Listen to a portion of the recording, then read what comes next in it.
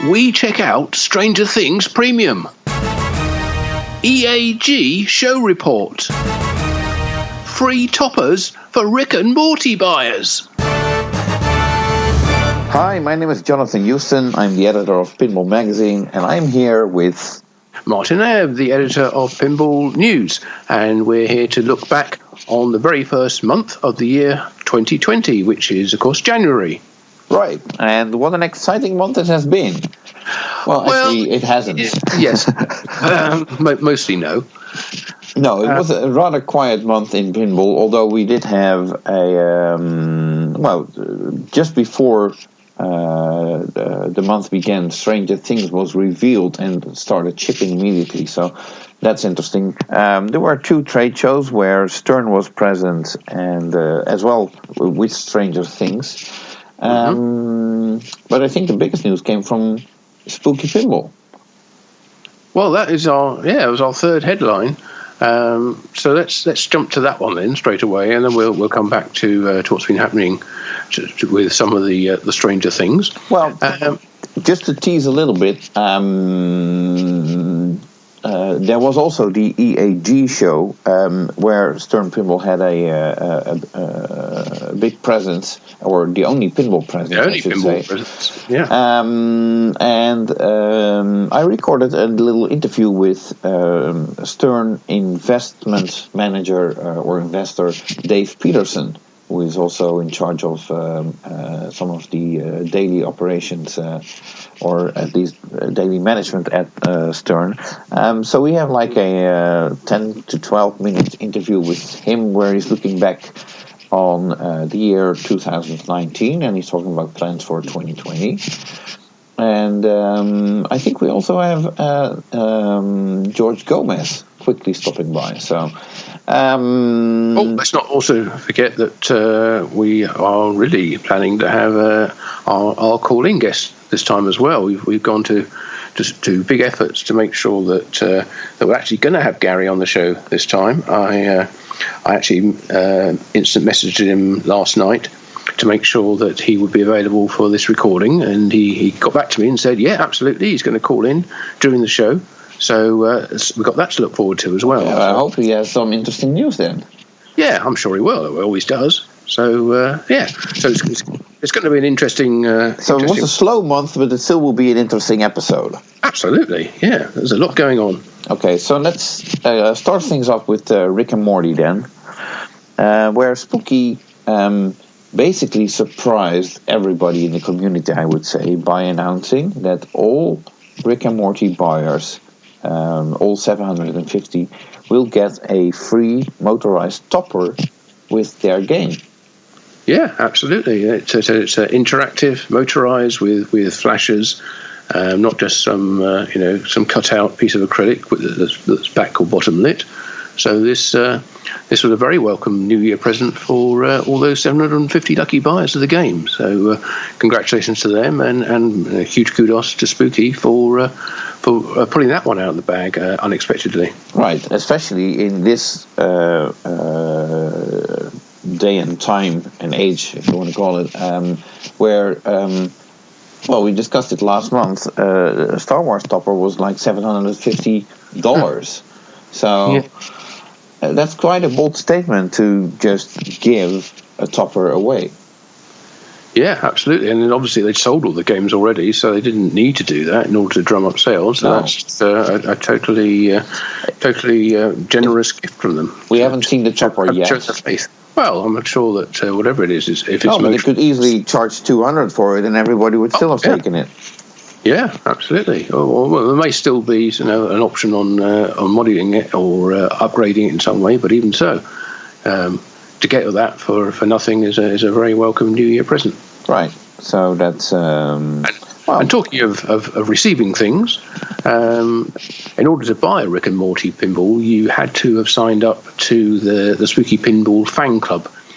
As part of that deal, you also would be getting a number of sort of goodies supplied through the mail, and some of those have been arriving at fan club members' homes now, and they've been showing the package that they've got, which generally seems to be two different coloured can cozies to keep your beer or soft drink cool or at the required temperature. A large poster, a very large poster actually, which is about the fan club and Spooky Pinball and the games they've produced so far. You get a keychain as well, Spooky Pinball fan club keychain, and a club membership card. So that's a nice little package of goodies coming through the mail for all those people who have signed up to the Spooky Pinball fan club. If you haven't signed up yet, you won't be getting that this year. If you sign up now, you'll be in you'll be in this year's membership, but they won't get their goodies until next year, I don't think. So it's an annual subscription. So those who did sign up will either have got their goodies or will be getting them shortly. So congratulations to fan club members.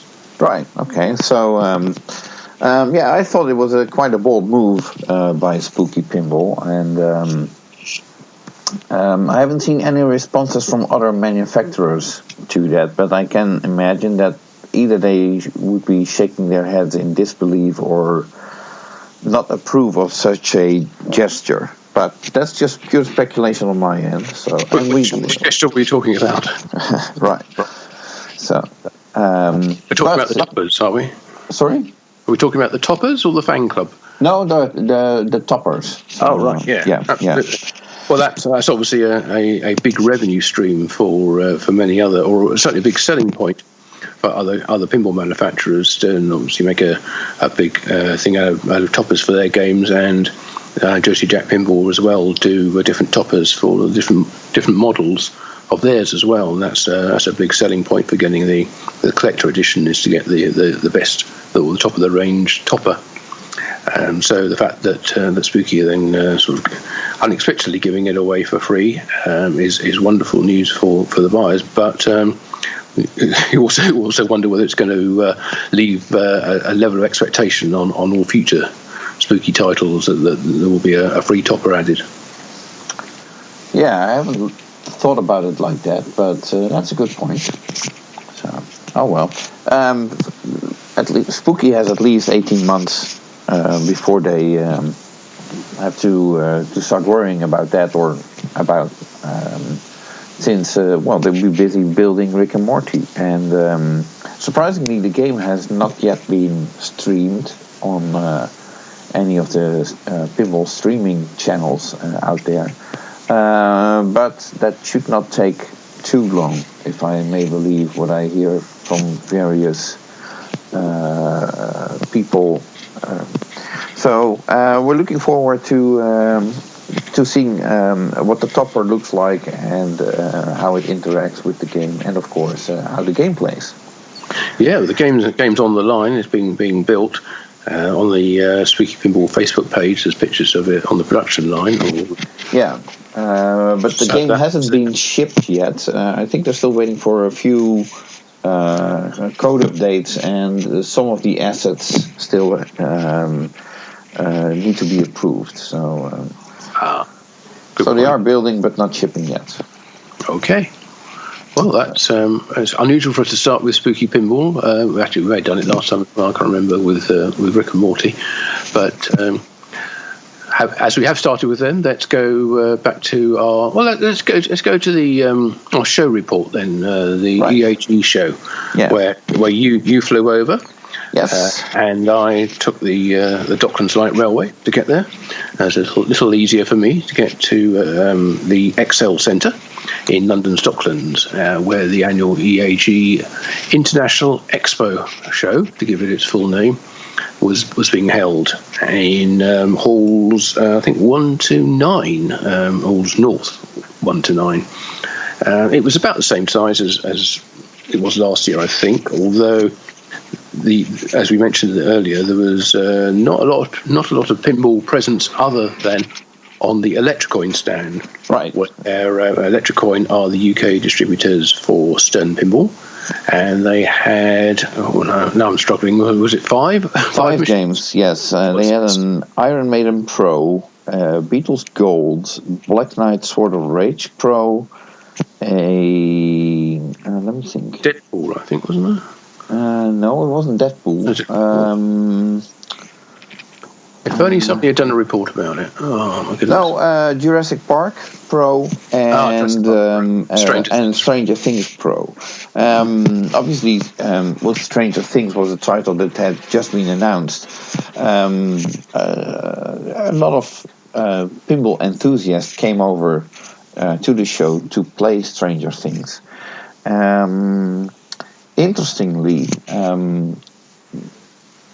first let's add that there also was a premium model of Stranger Things at the show, but that was in an upstairs conference room that, first of all, that's away from all the noise on the show floor, which is a good thing. As the premium model has a projector, it also allowed the lighting around that room to be less bright than the show floor usually is. But what I also found very interesting, I've been watching gameplay of Stranger Things for almost 2 days on the show floor, and I don't think I saw anybody being able to shoot the ball through the Demogorgon toy. Lots of people were shooting at it. It didn't award almost any points at all, so it was hardly worth it. But nobody was able to shoot it through. While on the premium model, I watched, I think, only 2 or 3 games being played, and during every game, at least somebody was able to shoot the ball through the Demogorgon toy. Yes, I think that's true. I think that could well be indicative of the fact that the game is very sensitive to how it is set up. It needs to be set up at exactly the right angle. And of course, with as we saw with the premium, it needs to be in favourable lighting conditions. So we say it doesn't. You wouldn't want to put it in incredibly bright lighting situation.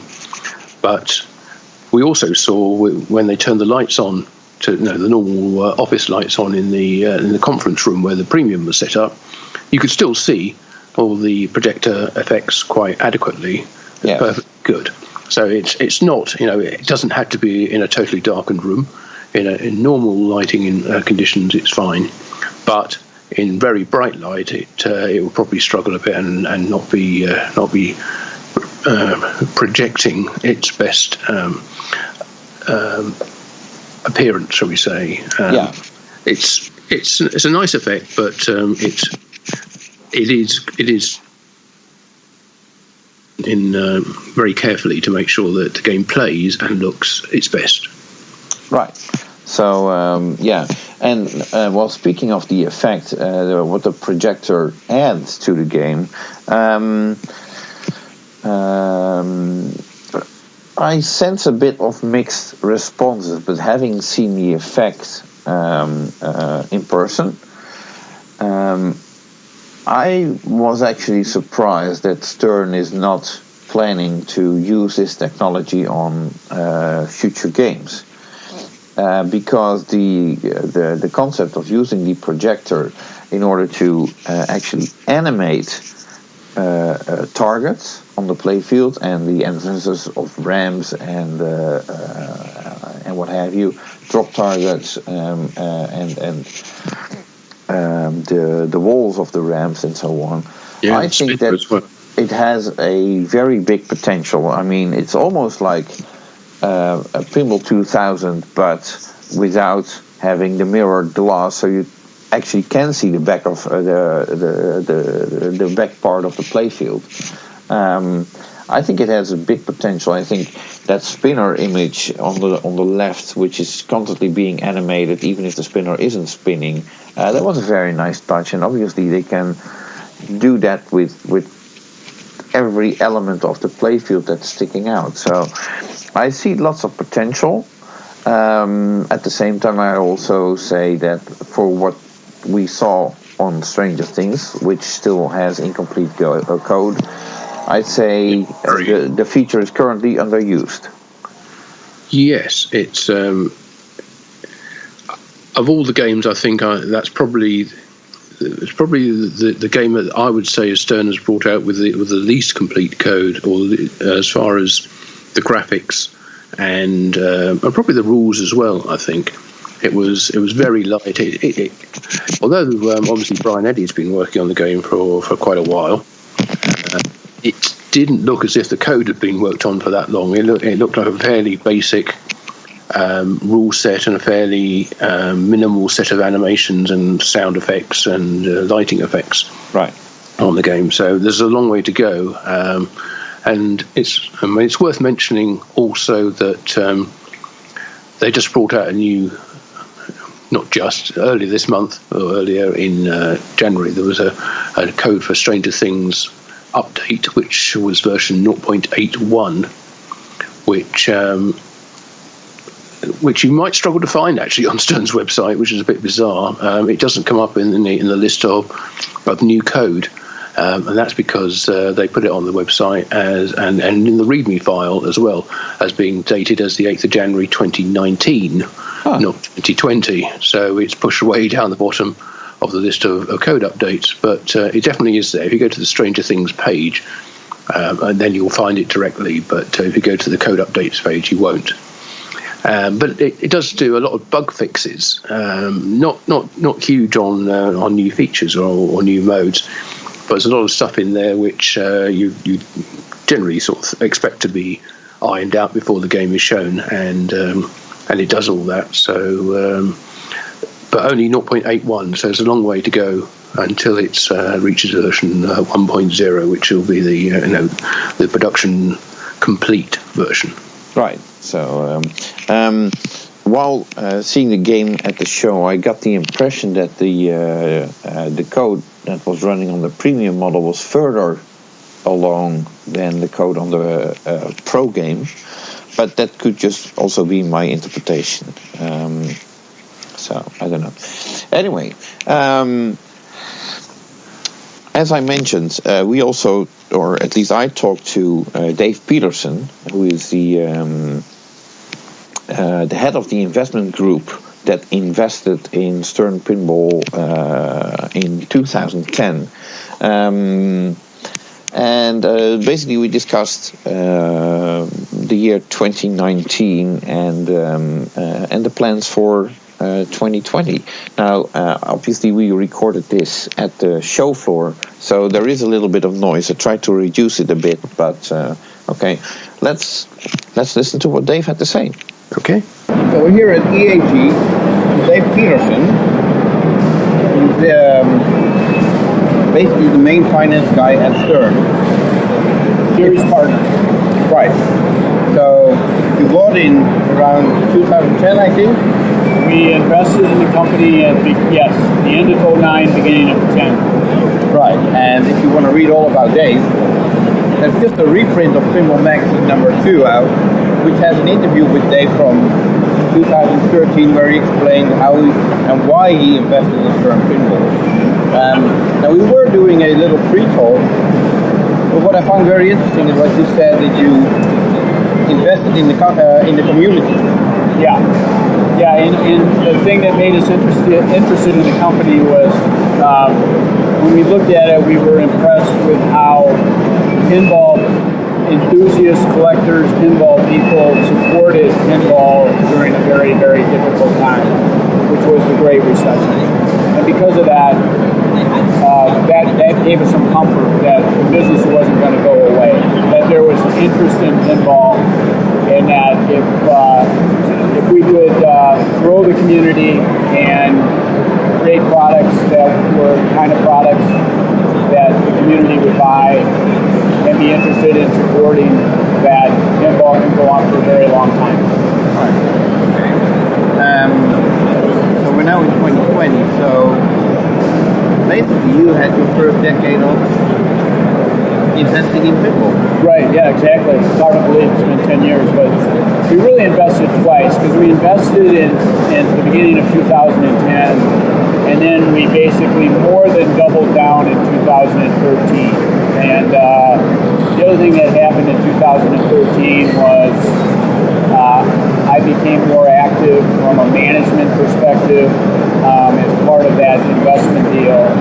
And we also really looked at the business and looked at what we could do in order to continue to expand pinball and better serve the community. And so that's what led to all of the different models that we have today, how we do different games for different types of buyers, different price points, the reasons that we got into the accessory business and into the merchandise business. We're getting more and more into the aftermarket parts business, and all of that stuff will continue. And and ultimately what we're trying to do is to better serve the community. Right. Okay. As I mentioned, we had a little recall. This is we're at the EAT show in London, which is in January 2020. And you just told me that I think you had like another record year for Stern. We did. We ended December with a record month, a record quarter, and a record year. And it continues a very strong growth pattern. Our expectation is that there's no reason for that not to continue. Of course, everybody is concerned about whether there's an economic slowdown in the future, which there will be. I mean, again, recessions and economic downturns happen, but that might cause us to slow down our growth rate. But we think we can continue to grow at a reasonable pace over the next several years. Right. So what can we expect from Stern in 2020? Yeah, the cadence of the business, what we call the cadence, is pretty set now. I mean, we basically will bring, in 2020, we'll bring 3 new cornerstone titles to the market. Which Stranger Things is the first one? Stranger Things, which is the very first one, and then we'll have 2 others. And then we'll supplement that as we usually do with either studio models, or we'll bring out some older games from the vault. And so we have plans to do that this year as well. And but we're going to basically continue on the course that we've been on for the last several years, which is where the 3 cornerstone happen. So you'll see the same thing from Stone. Right. So if you're looking back at a year, obviously you're a finance guy, you go by the numbers. How does that work? How do you review how games did, or how models did? Yeah, every year when we sit down, we do a very extensive operating plan. Gary would joke, it's quote unquote 75 pages long, and it is. It's actually that in depth. But we look at what we're planning for the year, and we basically provide our best estimate for what we think games are likely to do in terms of volume. And we're always wrong, as we talked about earlier. We're either wrong because we underestimated or we overestimated. It's very rare that we get the actual number, but we've been able to continue to grow in part because the number of people that are interested in pinball continues to grow. And what that means is that the overall market is growing at a very healthy pace globally around the world. And that's making the world better for pinball. And so every year, inevitably, there will be some games that do better than we thought they would do, and there will be games that didn't do as well as we thought they would do. But the pattern that we've had for the last several years is that overall, we continue to grow at a very, very healthy pace. Right. And then at the end of the year, like you total units combined that you expected, you were like, oh, we expected to do this many thousand games, and we exceeded that? Or is it really based on a title by title thing that you're like, okay, this title didn't do so well, others did better, but in general we're still doing better than the year before or the year before that? Yeah, no, that's exactly what we do. I mean, what's nice is that we have a number of games. Obviously, compared to 10 years ago when the company would have maybe a couple games in the market.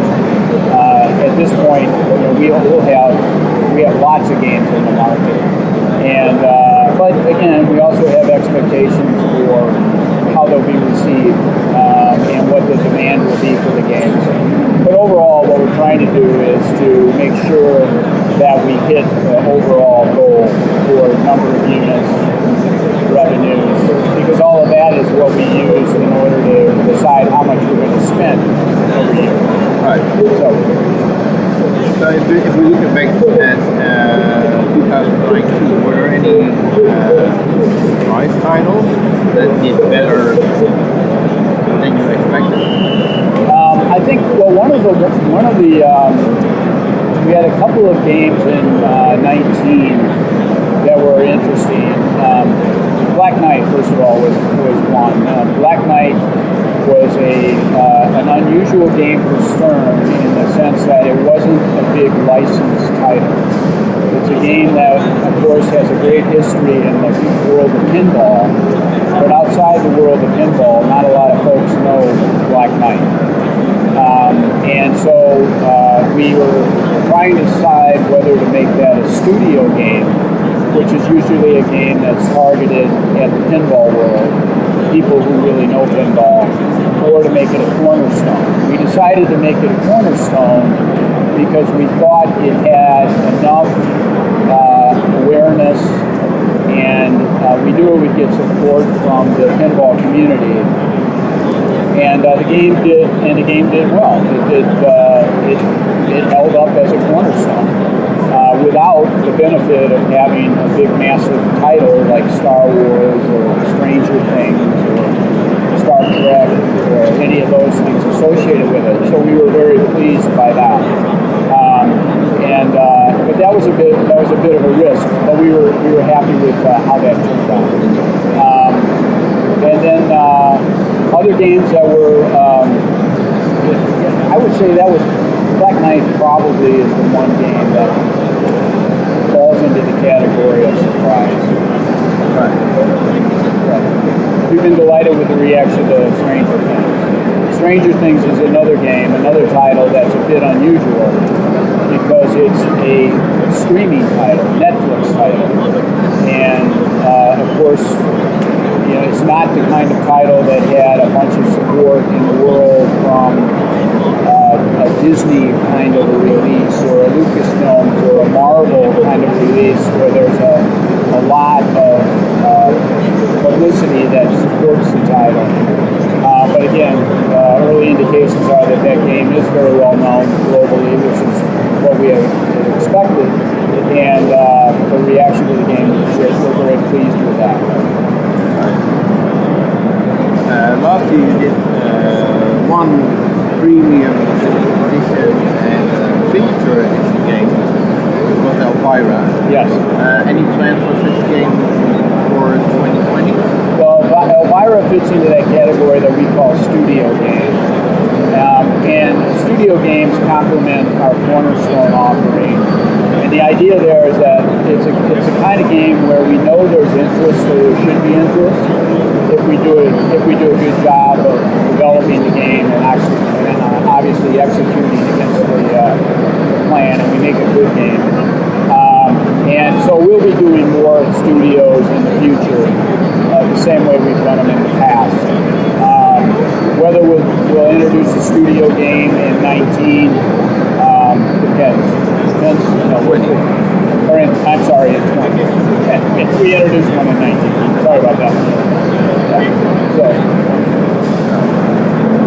Excellent. So, on a totally non-related note, so we're here at the EAT, which is a trade show. But you brought like the entire family. I did, yes. I came along I brought two of my daughters and one of the boyfriends with us, and my wife's here. And because they love London, and so anytime they have an opportunity to come to London, they're going to do it. Although this is the first time for the three kids, if you will. So they're very excited to be here. Right. Does that mean you're going to be here just today and tomorrow you'll be in town? I I will. Yeah, I'll be here. I'll be at the show today and tomorrow, and then they have all sorts of. Well, we went to Harry Potter yesterday, so we went out to the Warner Brothers studios so they could see the making of Harry Potter's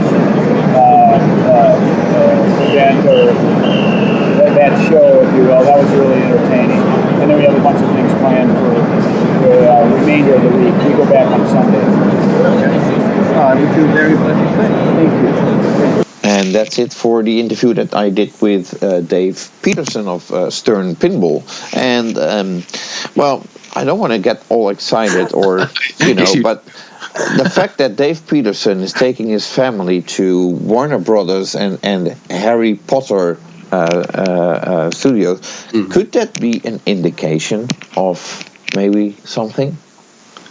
Yeah, it's an indication they wanted to go and see the Harry Potter tour at Warner Studios. But that was a nice little teaser to leave hanging there. I think is there a Harry Potter connection in the offing? And well, you make your own mind up on that one. We'll see. I know that they were staying there for almost a week, so who knows what other business-related meetings have been scheduled in the meantime. And it's interesting that Dave mentioned that he would be on the show floor on the Tuesday and Wednesday, but on the Wednesday I actually didn't see him. So maybe his plans changed. Well, Stern did have an awful lot of meetings going on at that show. That they had distributor meetings being held up in the conference room where the premium machine was. They were pretty busy, I think, throughout that show. They weren't just there to sort of meet and greet players, although they did spend some time down on the show floor talking to players, explaining all about the games. George Gomez in particular and Gary Stern were down there. Yeah, quite a bit, I think. But it was definitely a working trip for the Stern Pinball crew at the EAG show. Yeah, one of the things that really surprised me, and I'm not sure whether I mentioned it, but George Gomez, who we'll hear in a bit as well, he has a short message for our listeners. I caught him a couple of times, well, caught isn't the right word, but where he was sort of apologizing for Stranger Things being a fan layout and that it looks like Attack from Mars. I mean, if it looks like Attack from Mars, that's not something to apologize for. When I spoke to him briefly in the conference room, he was sort of wondering why, at that point, why people were being critical of it for being a fan layout. So maybe his opinion of it changed a bit when enough people told him that wasn't a problem. Because I think if any two flipper game is going to be largely a fan layout. What else can you do?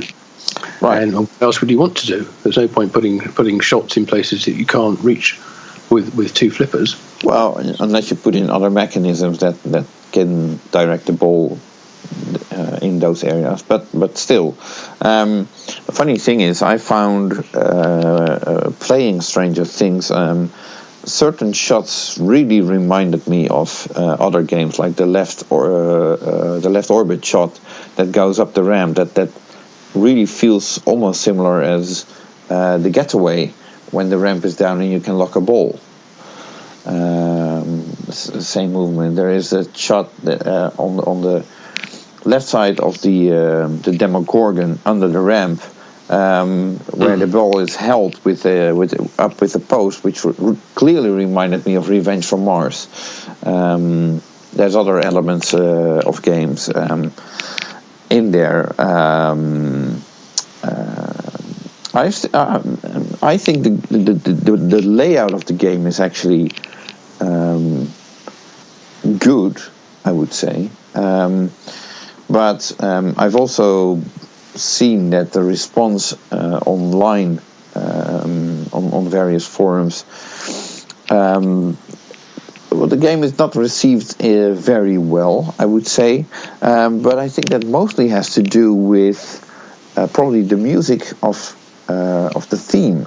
I mean, it might be very true to Stranger Things as a theme, but it's very calm, synthesizer, 80s sounding music, but it's not very exciting, and I think that's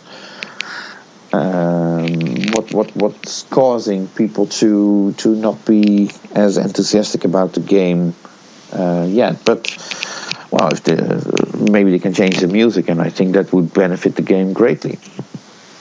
Yeah, I think the way the code's going to develop, it'll add some more excitement to the gameplay with effects and lighting effects as well. It's early code, obviously. What we saw was anyway. Although it is interesting to see that the limited edition is actually on the production line now. So that game it will be shipping very soon, but what version of code it's going to have on it, we don't know. It was fair. I wouldn't say it was minimal, but it was. It lacked a lot of polish that you would come to expect from a production game. So hopefully that's coming, and that will. I think also the projector thing adds a lot of excitement to it as well, and can add even more if they really work on the animations, the dynamism of the spinning targets, the drop targets, the ramp animations in particular, which were pretty placeholder when we saw them, and also on the premium the stand up targets which they project onto, which were just sort of basically counting down 5, 4, 3, 2, 1. But not really in a loop. Yeah, there was no interaction with. It wasn't related to the timer of the mode or the number of hits you had to get. It was just a sort of demo mode, almost, just showing what the game is capable of doing, what the possibilities are. But they hadn't implemented them at that stage. So I think that had a lot more to it as well. But it will be interesting to see what will happen with that, and it's probably not fair to say, but earlier today I spoke to someone who sort of compared it as Stern's version of Pinball 2000, which is like 20 years after actual Pinball 2000. So it took them 20 years, but they finally sort of caught up. I guess you could sort of see it like that, although Pinball 2000 was able to cover a bigger range, I would say, than the projector can. But still, I can see the possibilities with this projector, and my reasoning was once you figured out how to use that projector properly, then it would be a pity to only use it on one game. I agree. And what's to say that, or who's to say that they won't use it on more games? Well, apparently, what I understood from talking to George Gomez and Gary Stern, they had no plans or no games in development that they were planning on to use a projector as well. Well, maybe they're waiting for the technology and the power of the LED illuminating the image on the projector to increase, such that, I mean, if you were talking about Pinball 2000, of course, bear in mind that had a unique cabinet or back box design, which kind of shielded the playfield area where the projector was, or the projection was, reflection in this case, for Pinball 2000. So it was a lot more controllable as far as the lighting conditions go, and Stern's design doesn't allow for that unless they redesign their back box and cabinet. I don't think they're about to do that just to add a projector to the game. So they're probably going to see how this particular projector effect is received by players and buyers and operators as well, for those who go for the upper models, the premium and the LE. Right. Oh well. So so I ran into George Gomez a couple of times actually at the show. So I asked him to give us a brief message, and I know it's the end of January, but but still, here's George Gomez. Hey everybody, this is George Gomez from Stern Pinball, and I'm in London with Jonathan. Happy New Year, and hope you like what we're doing. Well, we'll see what George is and his team are going to be developing and bringing out later this year. But we have high hopes, as always. And one new thing I have brought out so far this year is some new code for the Jurassic Park game. Right. They're almost at version 1.0. They're at version 0.97.0, which adds quite a lot of new stuff. It does seem that Jurassic Park is getting every new version that comes out adds or adjusts an awful lot of the gameplay and the features and the modes. And this 0.97 is no different. Lots of tweaks to the rules, some extra rules for various modes, as well as adding in a few bug fixes. But it also introduces, and I have to admit, I don't know the Stern Spike 2 system well enough to know whether this is something which other games have got. But it adds a whole bunch of graphic equalizer adjustments into the setup menus and the configuration menus for the sound of the game, which allows you to basically do a multi-band graphic equalizer on the sound, which seems like a great idea.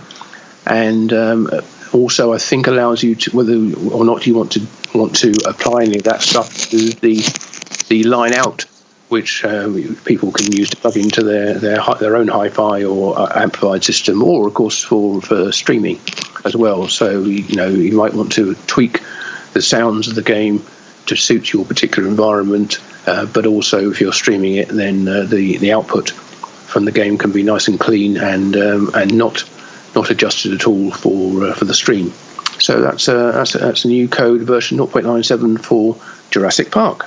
Okay, and I think that wraps it up for Stern Pinball. I think you're right. Yeah, and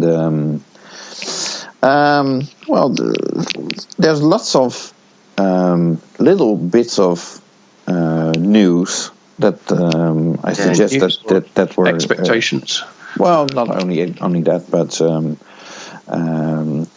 one of the other top stories, if I may add, for January was that Pinball Magazine number 2 has been reprinted hang on, we'll come back to that a bit later because yes, look, right at the moment, my phone is ringing. Can you hear that?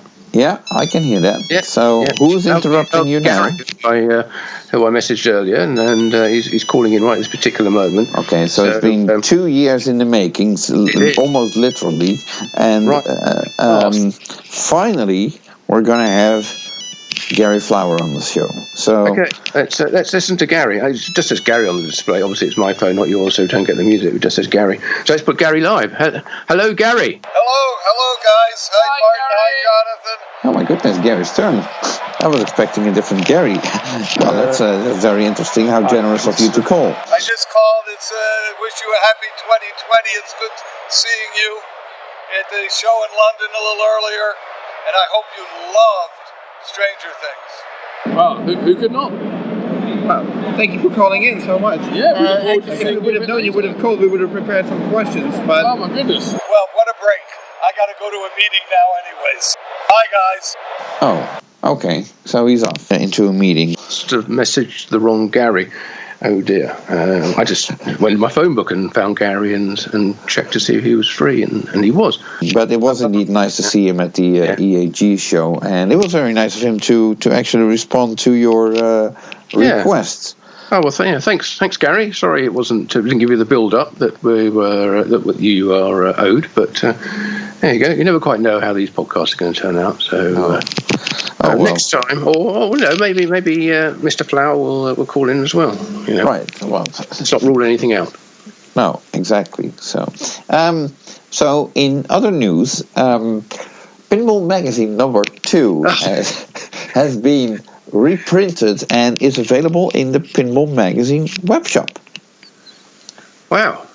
And obviously that issue has been sold out for I think over 2 years now, and so it's available. The content is... Yeah, give us a quick reminder of all those wonderful people who were covered in that magazine. Well, the cover story is on the career of pinball designer Dennis Nordman. Yeah, apart from them. Greg Ferris chiming in on the games that he did together with Dennis Nordman. And there's also quite a large article on Pinball News. Ah, right, yes. Not sure if you heard of that. That's a British website that's covering all the latest developments in pinball and so on. So, but anyway, if you're missing Pinball Magazine number 2 in your collection of issues of Pinball Magazine, then now is your chance to complete your collection. And then hopefully later this year, issue 6 will also become available. Ooh. Once I start working on it. What do you mean start working on it? We haven't started working on it yet. Restart working on it, I should say. That's more like it. Right. So to order Pinball Magazine number 2, people go to pinball-magazine.com, yes? Yes, exactly. And thank you for the blatant plug, but let's not forget... Well, I haven't done it, I'm sure you would. Let's not forget, and people might not realize that it's out there, but you did a year in review for 2019, which is up on pinballnews.com, which is quite an interesting read, I have to say. You really did, you really outdid yourself, I'd say, on the details that you put in this year in review. Thank you, that's very kind. I did kind of...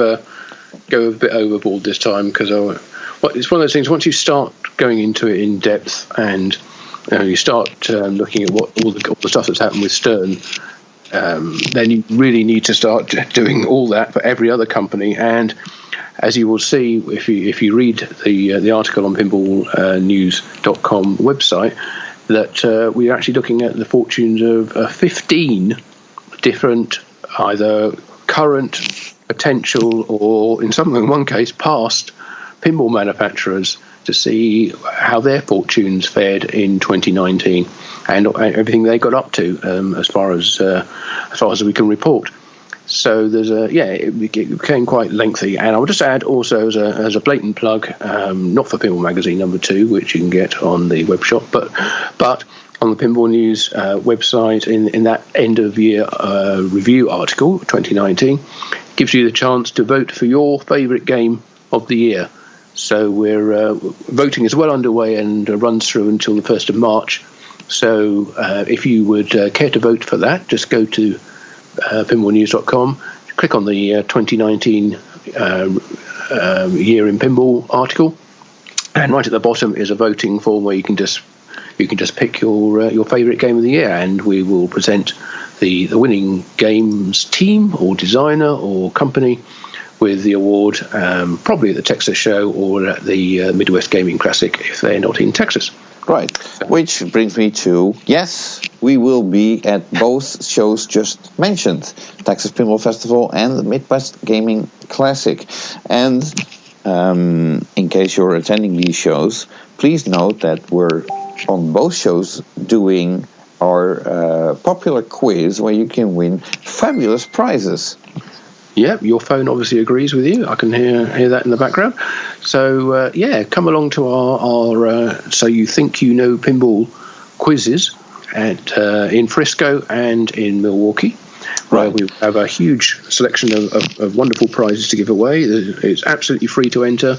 We want to leave after our quiz with no prizes left on the table and lots of people with armfuls of prizes walking away having had a good time. You don't need to know anything about pinball. You can guess. But it helps to know. Yeah, then you're all in with a better chance. But the important thing is to have some fun, and it's not confirmed yet. But I think our appearance at the Texas show is probably going to be 6:00 on Saturday evening, which is contrary to previous year where we were the opening seminar on the Friday, but now we are basically. The in-between entertainment before the Twippy start. Yeah, with a warm-up act. So come along to our prime time slot. Can we still 6:00, I think. Can we still suggest a best warm-up category for the Twippies? It might be a little bit late to vote for it, but we can do an ad hoc one and see how that goes down at the show. But right. or maybe just gate crash the awards. Right. Oh, well, we'll see. Speaking of the Twippies, that sort of links to Pinball Media. There is more news coming from other pinball manufacturers, but this is an easy bridge, I'd say. There is some news regarding some other podcasts of fellow friends and what have you who are streaming or podcasting. It appears that they have been combining forces, first announcing that they would be quitting, and then it appears there is the Pinball Network, as it is called, that will be hosting all these various podcasts in some form or capacity, which would be, as I understand it, it would be a sort of a one-stop website address where you can go for all these various podcasts. Not sure whether it's a portal or whether you can combine it with. It seems to be a mix, doesn't it? It's partly a portal linked to other sites or other hosts who are streaming or doing podcasts, but also will have a schedule of either audio or video, where you'll be able to pick up certain podcasters or vloggers or whatever at certain times of the day according to a schedule. So right. That's almost like a linear broadcast network, but I'm sure all their stuff will be available on demand as well. Yes, and I haven't had my invitation yet. You? I'm sure it's in the post. I'm sure we'll be invited to join at any moment. But the Pinball Network does launch on February the 10th, I believe. So they still have time. It will be interesting. I think it's partly the same group of people that already at Pinball Expo had a sort of booth for podcasters and so on. So obviously it's a group of friends, people that know each other already. So best of luck to them, and we look forward to our invitation. Moving on. Like I said, there was still some news from various manufacturers. Let's start with Jersey Jack Pinball, who released the manual for Willy Wonka.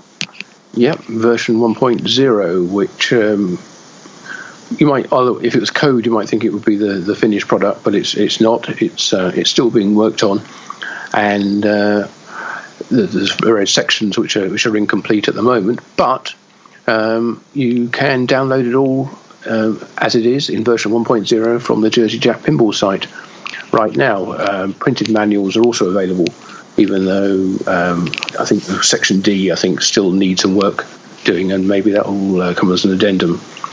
But there's a lot of work goes into Jersey Jack Pinball manuals, and Butch and the others who work on that put in a huge amount of effort. So it's great to see that Willy Wonka's now getting a manual that's worthy of the game. Right. So I think that's probably all the news from Jersey Jack at the moment that we can share. We're not expecting their next game, game number 6, to be announced anytime soon, but you never quite know. There's a bit of a sort of crush when it comes to new game announcements in and around the Texas show in March. So other companies are going to be, those who haven't announced they're going to be revealing their next title there, are going to have to try and work out whether it would be better for them to try and preempt all that, or to give all those announcements at Texas a bit of clear air, so they're not sort of overshadowed by everything that's going to be happening with other companies. Right. So I think that whole February, March, April time, and also the MGC show as well, not to forget that, where Stern have in the past traditionally launched a new game. That whole February, March, April window is kind of difficult for any other companies to get much publicity from if they wanted to launch their games then. Right, and I happened to talk to Jack Guarnieri of Jersey Jack Pinball yesterday, and I got the impression that whenever they are ready to announce game number 6, basically they want to be ready for production. They don't want to be like announce a game and then it will take a couple of more months before it's actually in production. No, they want to announce the game and being able to deliver it straight away. Well, that's certainly been Jack's long-term aim, as I think probably true for most other manufacturers as well. Right. And so far, only Stern have actually managed to do that, I think, with Stranger Things. Yes, correct. So then, moving on to Deep Root Pinball, who are still preparing for their big launch at the Texas Pinball Festival, which is at the end of March. And it appeared that, as you may know, Deep Root has hired John Popaduic, who is the owner of Zitware, a company that sold or pre-sold several yet-to-be-designed pinball machines. And as part of taking on John Popaduic, Deep Root also offered claimants of Zitware games compensation, either in the form of a financial sum of money or a future game. And it appeared that Deep Root has invited Zitware customers to the Texas Pinball Festival, and including the provision of flights and accommodations during the festival. That's very generous. Don't think anybody was expecting that at all, but I think it's for those people who probably those who didn't take the cash settlement, but who are awaiting a Deep Root game. Right. Should be Retro Atomic Zombie Adventureland, I guess. And yes, they will be able to come to the Texas show and have VIP access to the Deep Root. Deep Root, I think, will have a separate suite or room which will be limited access, and those customers will be invited to come along to that room. Right. Surprisingly, those customers have not been invited to the Deep Root event in San Antonio. Yes, not specifically. They haven't had an offer of flights and accommodation for that, which takes place about 2 days before the Texas show. So I think I'm guessing here, or I'm trying to interpret Deep Root's plans, which is never a good idea. But I think Deep Root certainly seem to want to make the 25th launch event at their facility in San Antonio a press launch, and then the Texas show will be the public launch.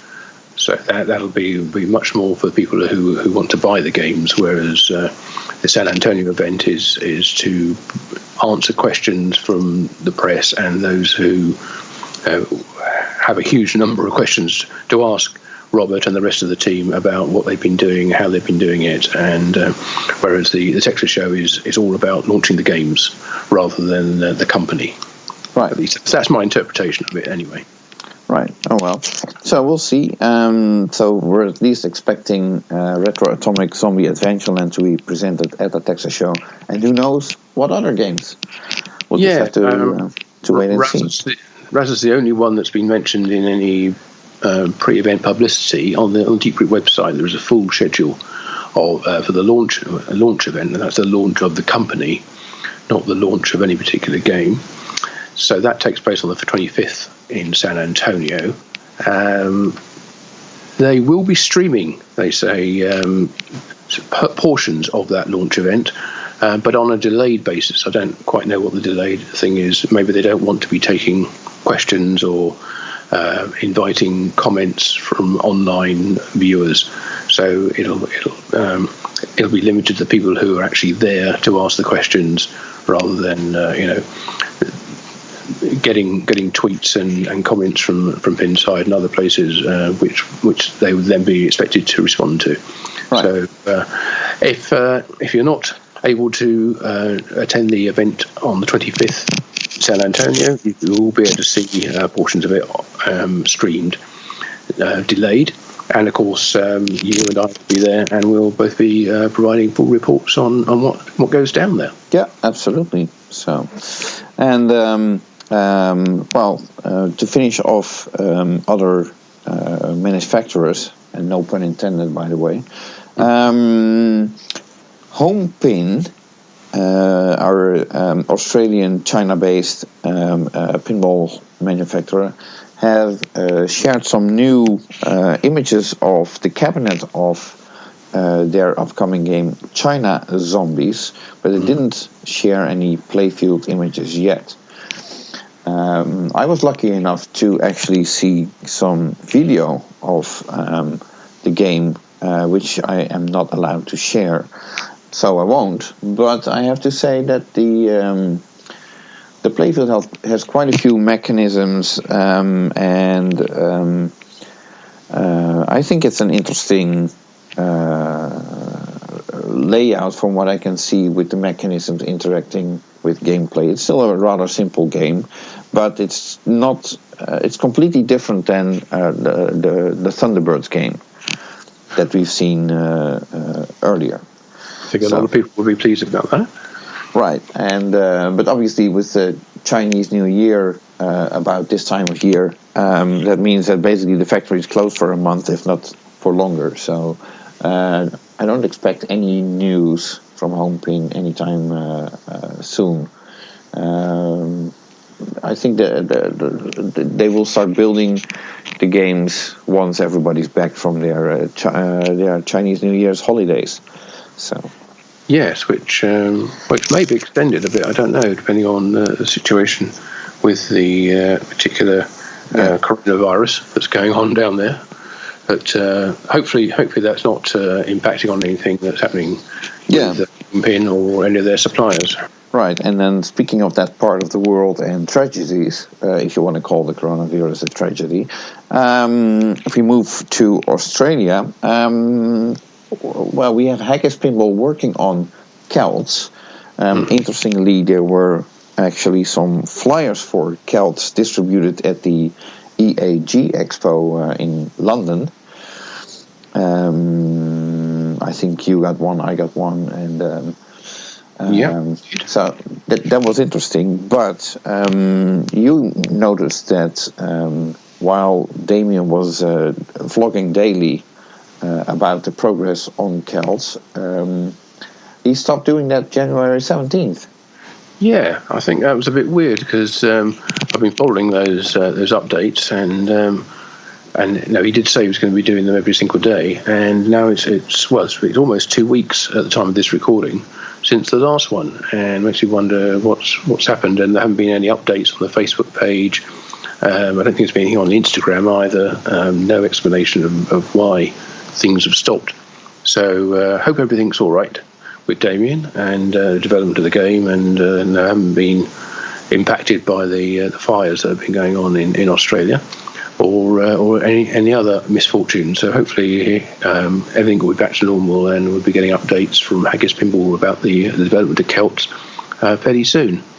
The last one, he was cutting very acrylics and redesigning the speaker, the cabinet speaker, the subwoofer, to make sure it didn't prevent the playfield from pivoting up. So that was. It seems like it's still quite a long way to go before the game is anywhere near production ready. So, but it's interesting to see every step of the way, all the development and all the things that... all the hurdles along the way as well, I'd say. Yeah, I would say exactly how hard. We always say making pinball is hard, but it is hard, and these are all the steps that people have to go through, especially if you're you're doing this as effectively like a one-man band and producing the game all by yourself, you have to deal with every single aspect of it. And this is a long time before we even got to the point where production and shipping has to become involved. So it's a way to go yet, but it's hopefully Damon Haggis from Pinball will be back with their updates fairly soon. Right. Okay. Then I suppose congratulations are in order for Color DMD, or maybe not. Depends on how you look at it. In the sense that they completed. They released their latest release was NBA Fast Break, and with that they completed the complete line of Bally Williams dot matrix games. Yeah, and that's a huge achievement. As you say, congratulations to Randy and all those who have developed Chris. the company. Yeah, Randy and Chris, of course, and everybody who's worked on the colorization of those games. It's been a long journey, and I'm sure it's not over yet. I'm sure they'll be looking for more titles to do. Right. But to have got the entire Bally Williams lineup of DMD games covered is a great achievement. Yeah, absolutely. So congrats to them, and I have to say I really like their product, and that they're also the display that they have for the replacement color dot matrix displays really add to the game. I'm a big fan of those. Probably should put them in my own games as well at some point. So, well, speaking of sort of customization of pinball games, there was an announcement by Classic Playfield Productions that they are now offering a custom retheming shop, which basically means that if you have, I don't know, let's say an old Bally Dolly Parton game, and you want to retheme that into something else, then they can basically, you provide them with the artwork for the playfield, and they can print it for you. You provide them with the artwork for the side art and the back glass and so on, and they can print that for you. All you have to do is then either retheme any software if necessary, or add to it. But when it comes to the printing part, they can help out a lot, and that's a service that they have now started to offer. So I thought it was interesting to briefly mention. Yeah, is that on new playfields, or do you supply a playfield and they reprint it? I think you can either choose. For most of the playfields, they are likely to have files in stock, so they can cut a new playfield for you if you want that. But you can also send in your own playfield, which will then be sanded down and then print on top of that. Right, and no minimum numbers. You can just do one-offs. I think this could be like if you want to do a one-off. Yes, that's possible. So. Well, I think we'll be seeing a lot of custom games coming out then with using that service. Right. So, well, last but not least, 2 code updates, which I thought were interesting to mention as well. Yes. The first coming out being Alien 1.3 beta, not officially approved by the Pinball Brothers, but they agreed to have it be allowed to be distributed. So I haven't seen any gameplay footage or whatever about it, but maybe you know something more about it. But as far as I understand it, I mean, this version 1.3 beta from Brian Dominey, who was obviously involved and led the development of the original game code. It's not a sort of it's not a revolutionary upgrade for the game. It's more of a sort of fixes a few bugs and tweaks a few niggles, things which have been annoying to Brian and maybe some other owners of the game who have asked for those things to be adjusted. So it's a nice to have, but I don't think it's vital. But it's Now, it's given the way that you can upgrade the software in the game fairly easily. You don't have to go back and burn EPROMs or anything like that. It would make sense to implement it, and obviously give your feedback and thanks to Brian, who's spent all his own time unpaid in order to bring this new version 1.3 out. So right. Thanks to Brian. Right.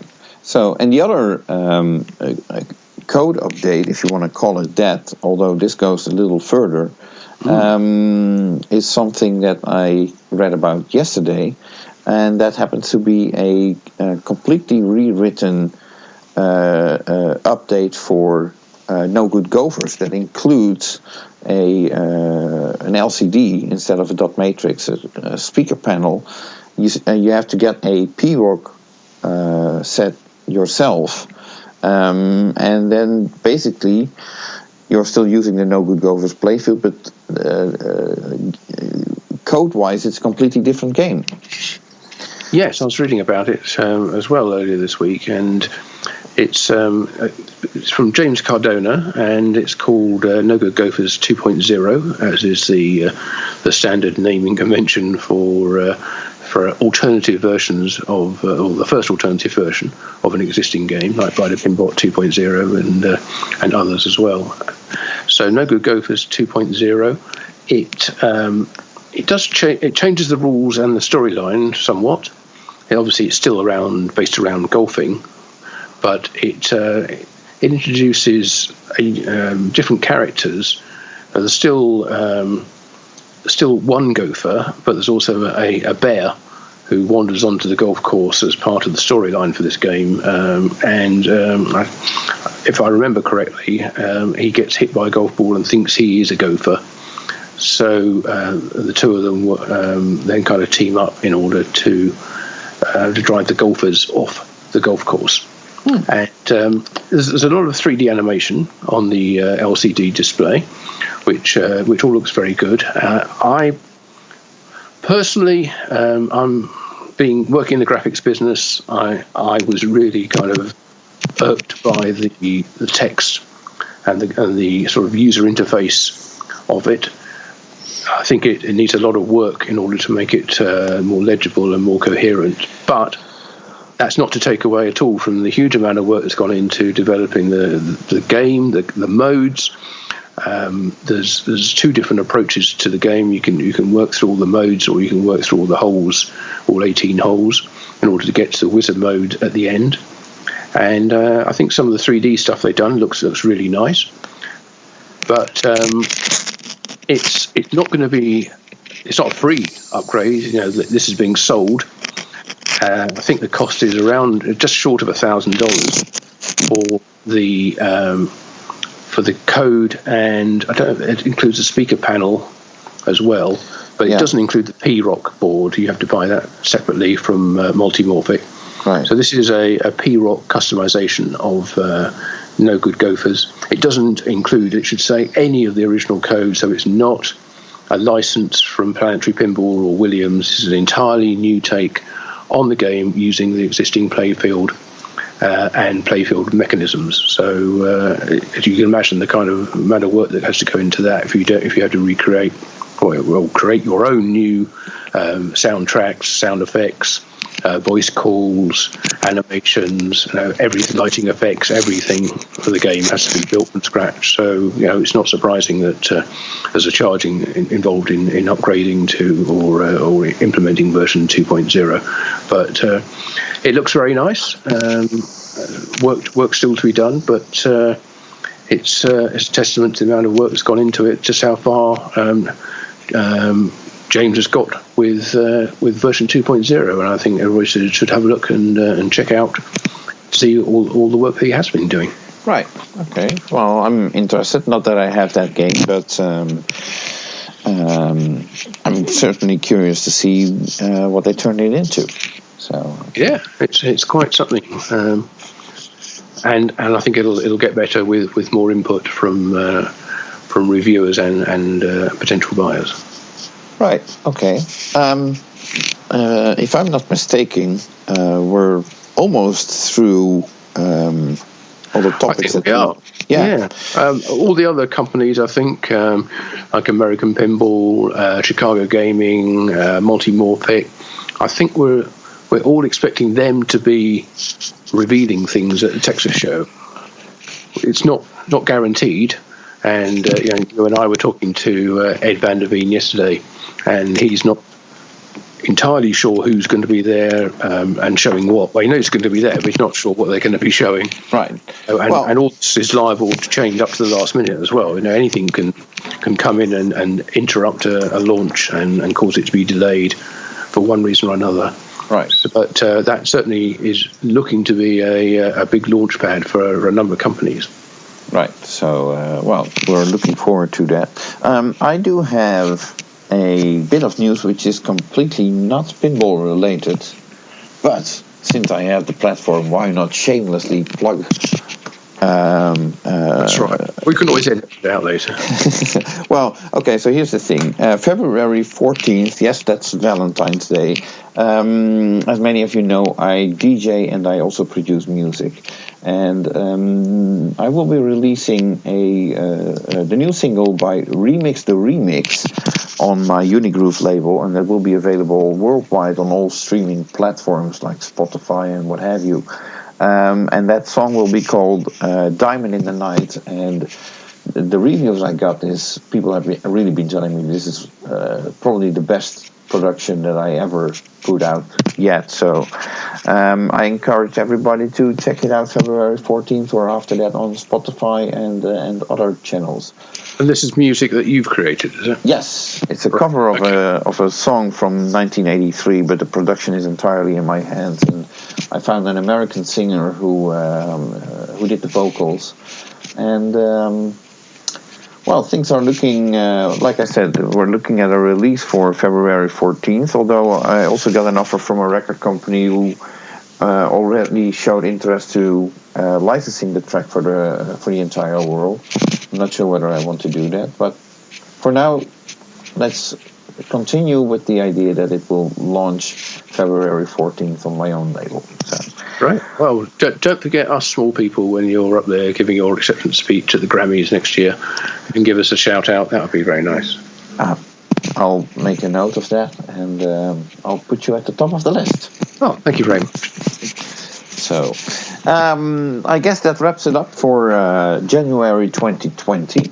And we're looking forward to be back with a new episode of the Pinball News and Pinball Magazine podcast at the end of February. Obviously looking back at February 2020.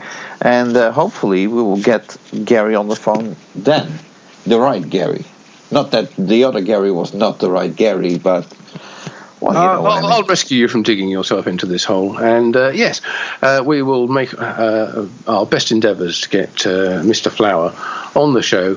But bearing in mind that he will be with us definitely in March, won't he? Because he'll be with us at the Texas show. We know that much. Right. And also at the Midwest Gaming Classic.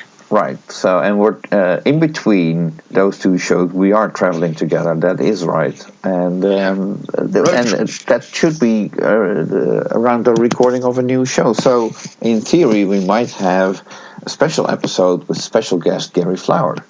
Yeah, actually, perhaps we do it in the car. I don't know, or in the hotel room, or we do it somewhere anyway, on the road, and bring you all the latest from Texas. And Deep Root and everything else that's happened in March. But we will be back, as Jonathan said, at the end of February, looking back at all the events from that month. Right. And, you can find us on where you found us now. But who knows? We might be on the Pinball Network. Stranger things have happened. So, all right. That's it for me. Bye-bye for now, and until next time. We'll see you then. Okay, bye-bye.